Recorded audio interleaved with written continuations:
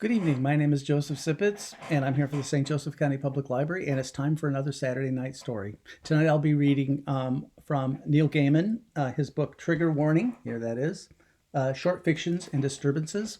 And the story I'll be reading is called The Man Who Forgot Ray Bradbury.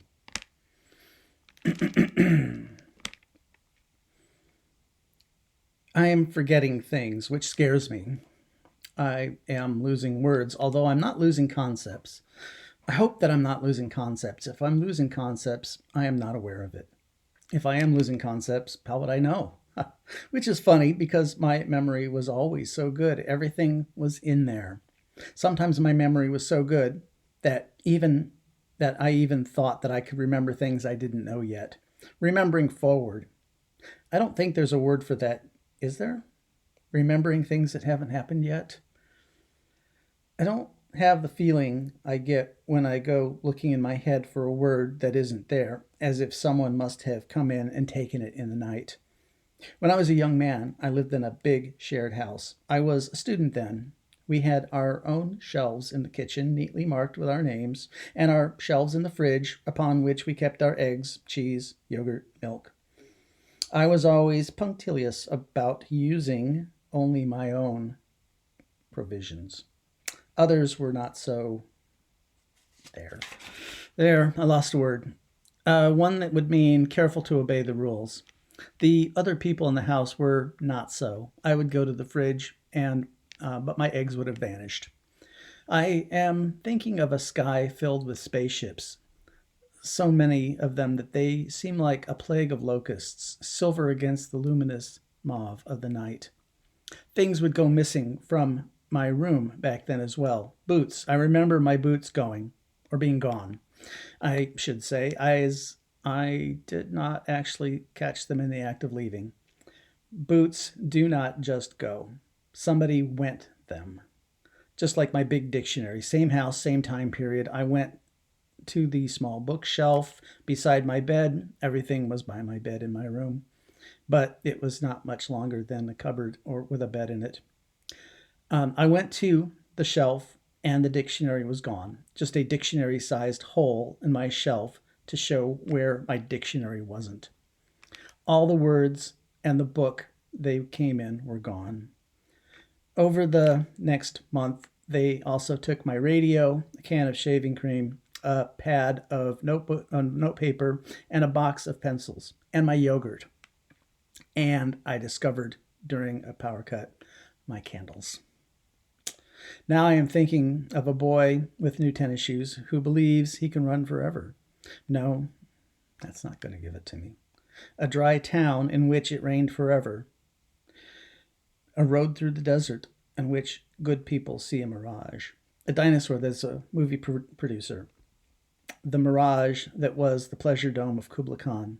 No, sometimes when the words go away, I can find them by creeping up to them from another direction. Say I go and look for a word. I am discussing the inhabitants of the planet Mars. And I realize that the word for them is gone. I might also realize that the missing word occurs in a sentence or a title. The Chronicles.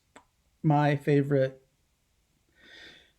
If that does not give it to me, I circle the idea. Little green men, I think, or tall, dark skinned, gentle. Dark, they were, and golden eyed. And suddenly the word Martians is waiting for me like a friend or a lover at the end of a long day. I left that house when my radio went. It was too wearing, the slow disappearance of the things I had thought so safely mine, item by item, thing by thing, object by object, word by word. When I was 12, I was told a story by an old man that I have never forgotten. A poor man found himself in a forest as night fell, and he had no prayer book to say his evening prayers. So he said, God, who knows all things, I have no prayer book, and I do not know any prayers by heart. But you know all the prayers. You are God. So this is what I'm going to do. I'm going to say the alphabet, and I will let you put the words together. There are things missing in my mind, and it scares me. Icarus. Icarus is not one of the things. It's not as if I've forgotten all the names. I remember Icarus. He flew too close to the sun. In the stories, though, it's worth it. Always always worth it to have tried, even if you fail, even if you fall like a meteor forever.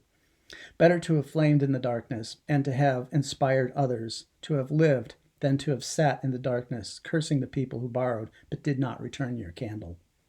I have lost people, though.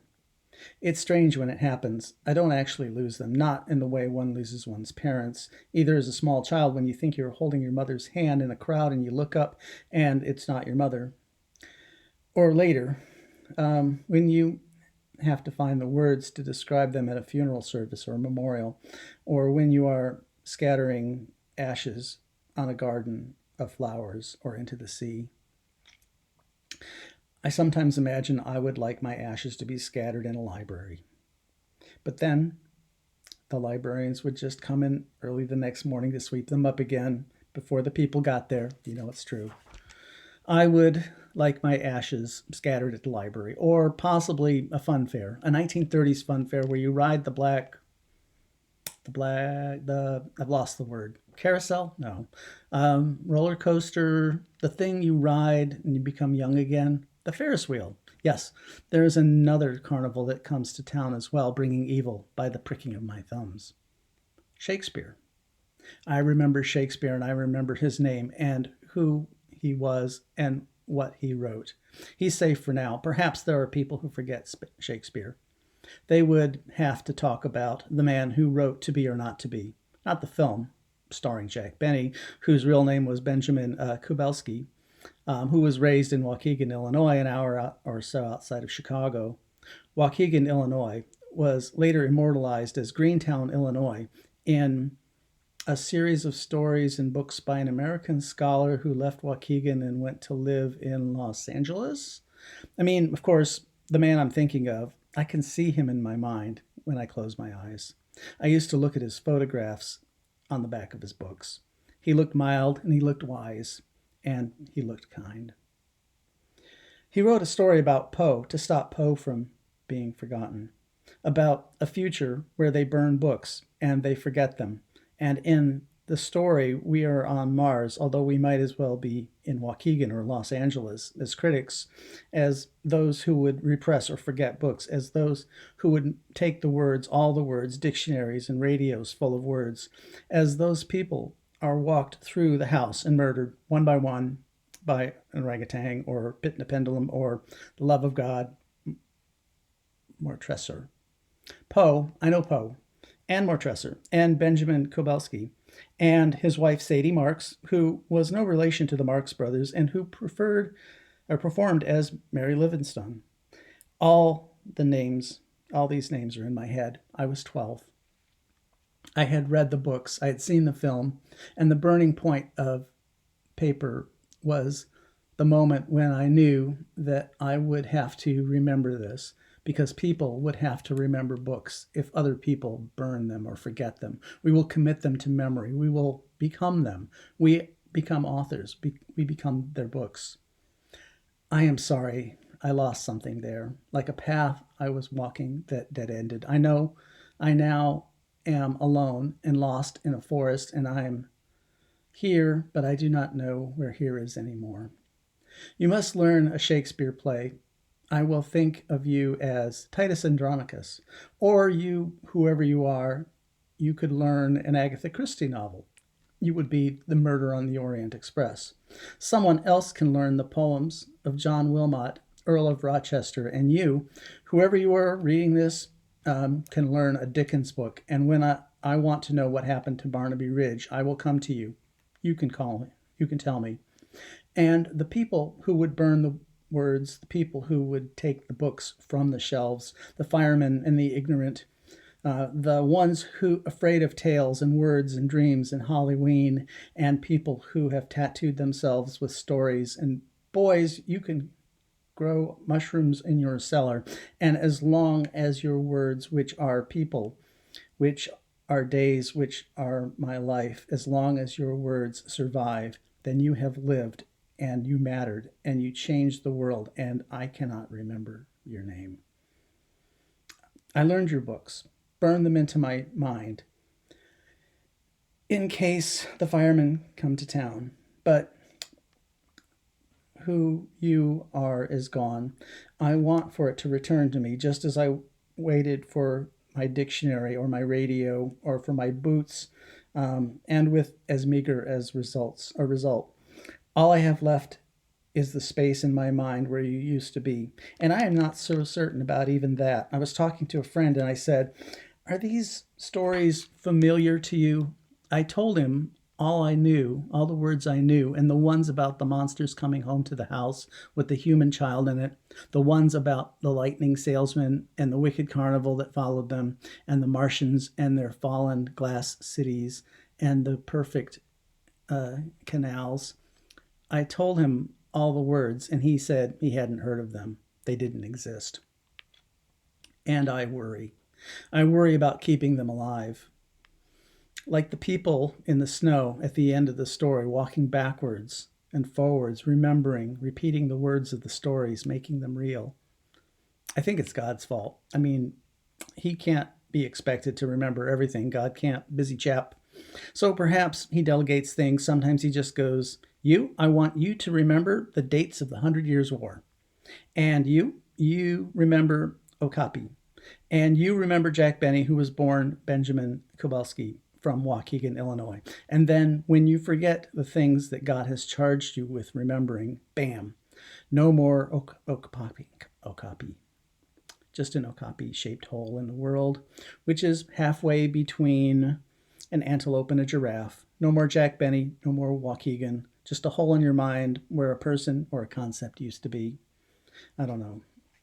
I don't know where to look. Have I lost an author just as once I lost a dictionary?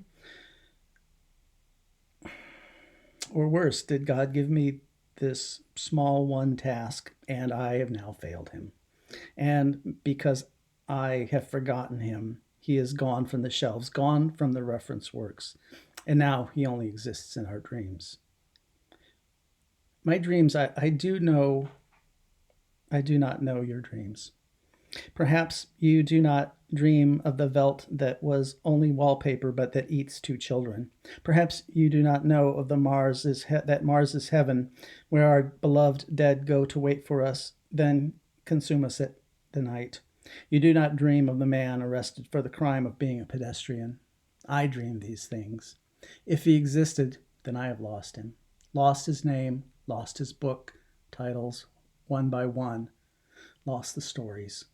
And I fear that I'm going mad, for I cannot just be growing old. If I have failed in this one task, oh God, then only let me to do this one thing, that I may give you the stories back to the world. Because perhaps if this works, they will remember them. All of them will remember him, and his name will once more become synonymous with small American towns at Halloween, when the leaves skitter across the sidewalk like frightened birds, or with Mars, or with love, and my name will be forgotten. I'm willing to pay that price if the empty space on the bookshelf of my mind can be filled again before I go. Dear God, hear my prayer. A, B, C, D, E, F, G. End of story. Good night.